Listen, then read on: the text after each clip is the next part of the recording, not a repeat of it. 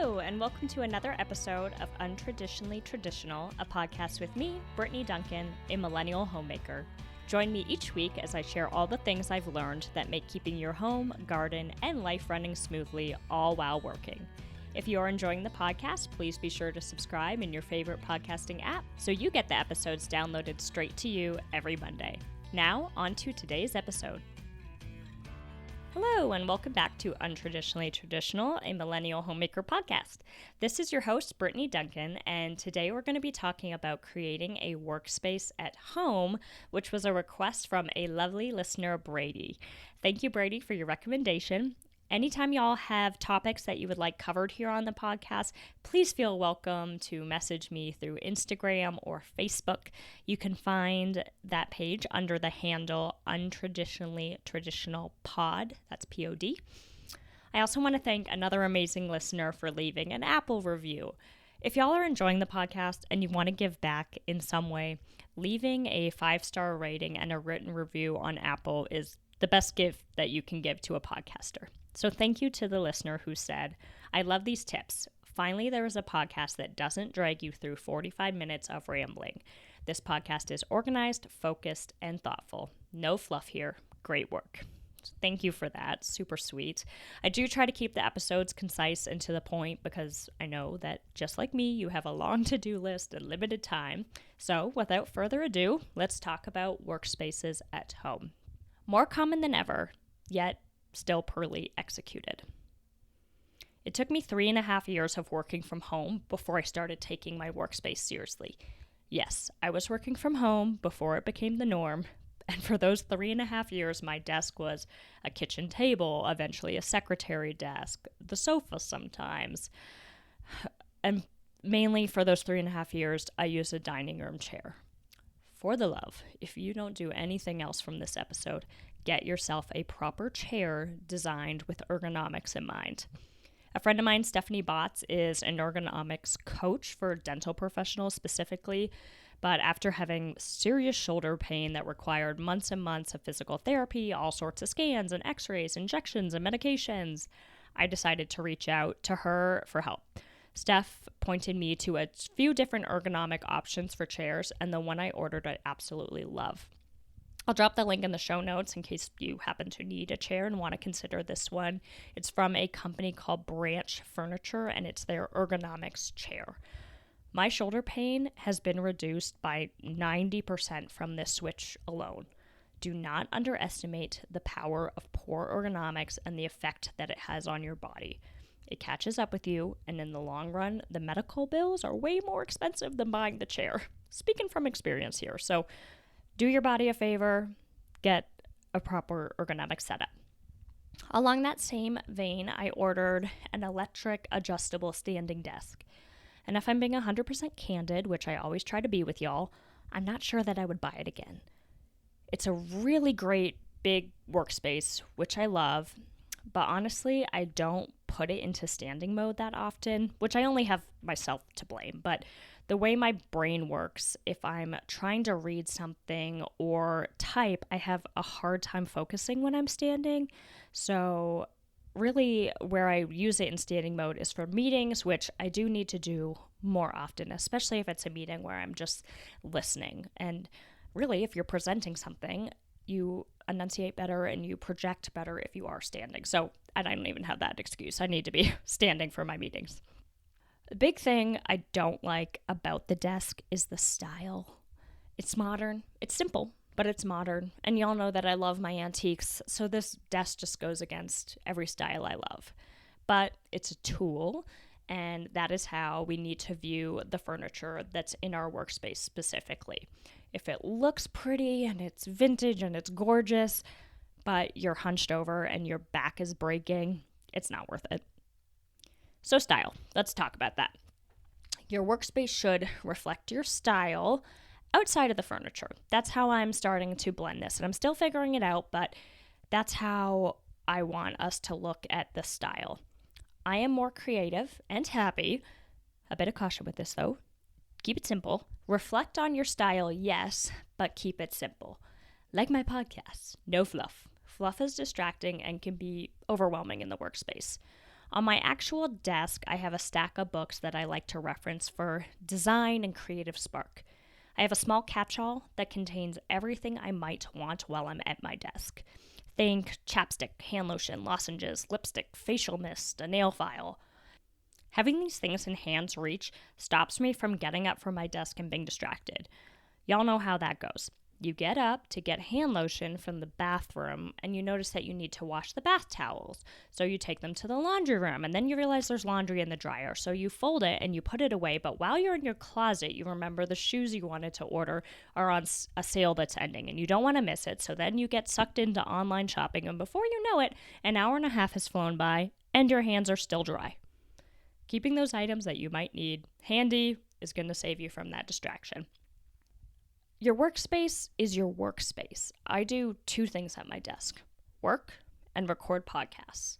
That's it. If I'm painting or crafting, I don't do it at my desk in my office. If I'm reading for pleasure, I don't do it in my office. You get the idea. Your office is your space for work. So let's talk about eating at your desk. I'd be lying if I said I always take a lunch break free of work.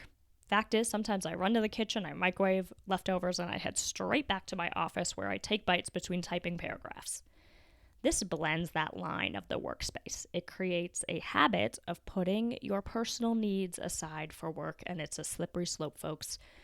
If you have a hard time setting personal boundaries, you can very easily find yourself eating your breakfast, lunch, and dinner from your desk. Again, I've been there, and it's a lot easier to get ahead of this habit than it is to break it. With working from home, you need to have breaks. I find that 2 snack breaks and a lunch break are easy times to get up from your desk. In the warmer months, I actually take 3 to 4 what I call sunshine breaks throughout the day. I simply get up from my desk, I leave my cell phone on my desk so I'm not distracted by it, and I go outside and I stand on the deck. I do some light stretching, some deep breathing, and let the sun soak into my skin. It wakes me up, shakes the cobwebs off my brain, and sparks creativity again. Honestly, I bet going outside in the snow in the winter and taking some deep breaths of cold air would have the same effect. So what if you don't have an office because you live in a smaller home, maybe a single bedroom apartment or a studio apartment? I've been there. I remember when Johnson and I were in a single bedroom apartment and I was working from home. And I've got lots of coworkers who live in studio apartments. So how do we separate work from personal life when your workspace is also where you do eat dinner and play board games? First and foremost is that you need a way to transition the space literally, but also in your head.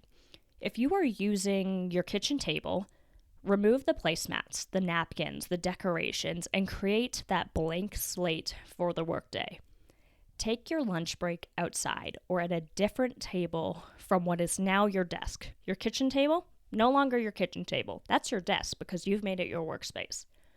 When you finish the workday, put all of your stuff, papers, files, computer, pens, into a box and store it away until the next workday. This opening of the box symbolizes the start of the workday. Storing everything back in the box signifies the end of the workday. Your bills, your mail, keep those in a separate place. Do not tempt yourself to take care of personal work during the work time. This is your workspace. Think of it as your office. If you have space for it somewhere in your apartment or home, a secretary desk is an amazing piece of furniture. Being able to open and close a workstation in your living room or guest bedroom, wherever, is very helpful for separating personal life from business. A room divider can also be really helpful because it creates a nook for yourself with the divider, and then you can fold it up when you're done for the day. If you have a closet that isn't being used, well, place your desk into the closet or empty space under the staircase. Whatever those unused places in your home are, ask yourself if there's a way to make them into an office. I think we've got this view that an office needs to be a separate room with a big old desk and, the 2 chairs sitting in front of it. And believe me, I have gone through Pinterest and seen all the gorgeous, beautiful desks. And when you really look at them, they are not practical. There's no plugs near these desks. There's no way you would actually work from these stations. They're just really pretty. That's not reality, okay? We need to be realistic about what we need and set it up so that we can do our work and be happy about it. Okay, let's move on to storage. If you have a laptop, you shouldn't be storing anything. I'm kidding, but I'm only half kidding. Paper is the enemy of organization. Personally, I have tried to limit as much paper from my office as possible. Everything I do with my computer or my remarkable notepad. Essentially, it's kind of like a sketch it, but you don't shake it to remove the drawing or the notes. But it has tons of space where I can upload PDFs to it, I can mark them up, and I can also just have like a running notepad, which is really helpful without actually creating paper. Before I started using this remarkable notepad, I was the queen of Post-it notes. Oh my gosh, I would go through them like no one's business. I'd have tons of them crumpled up on my desk. I'd have them stuck everywhere until I switched to this paperless model. Not only does it save me from losing important information, but it stops me from storing useless information in physical form. I do not need my chicken scratch addition that I was doing to double check the rates on a proposal. But it's so easy if you're keeping that in physical form just to tuck it in a stack of papers and forget about it. Now, I understand that depending on your job, paper may be necessary. If this applies to you, I recommend implementing a folder system. Have sections for current, pending, and file. Current is where you store paper for projects that you're currently working on. Once you send them in for review, you're going to move that file into the pending section. Once that project is closed, you can then scan the materials and ditch the paper, or if you have to keep a hard copy, move that folder to a filing system with a date on the label. I encourage you to create your own retention schedule if you need to store paper. I think 3 months is a great time period. Every 3 months, every quarter, go through your files and ditch any that are no longer relevant.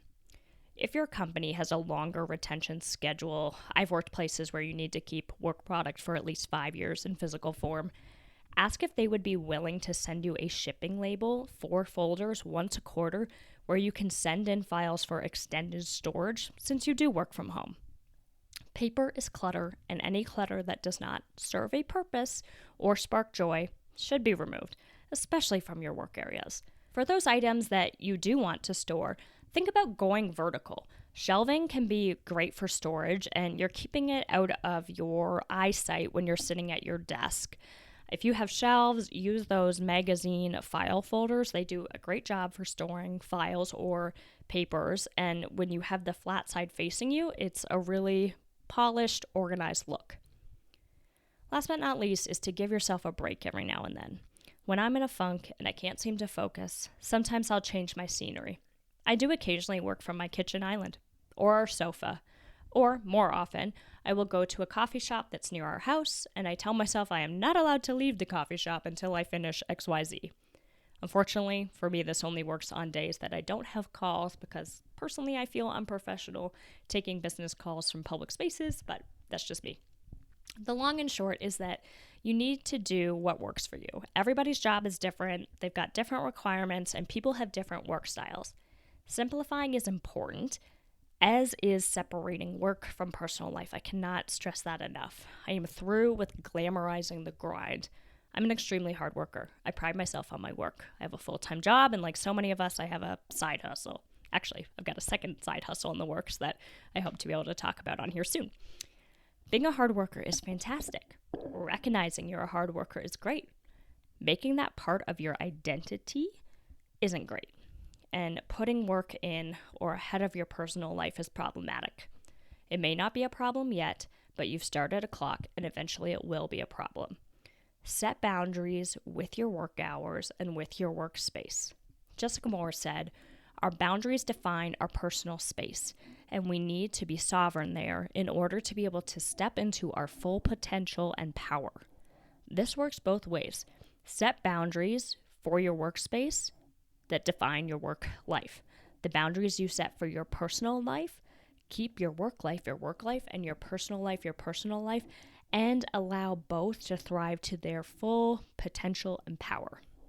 Until next week, Have a great week, everybody. On next week's episode, I'm going to be talking about hosting, specifically for Thanksgiving, because this year Johnson and I are hosting. But many of the tips that I'm going to share on that episode will apply to anytime you host. So join me back here next Monday. Thanks, y'all. Thank you for listening to this episode of Untraditionally Traditional. If you enjoy the podcast, please share it with those special people who would love it too, and write a review. For more tips and photos of my home and garden, follow Untraditionally Traditional Pod on Instagram. Until next week, let's continue to make our homes places of joy and service to ourselves and those we share them with.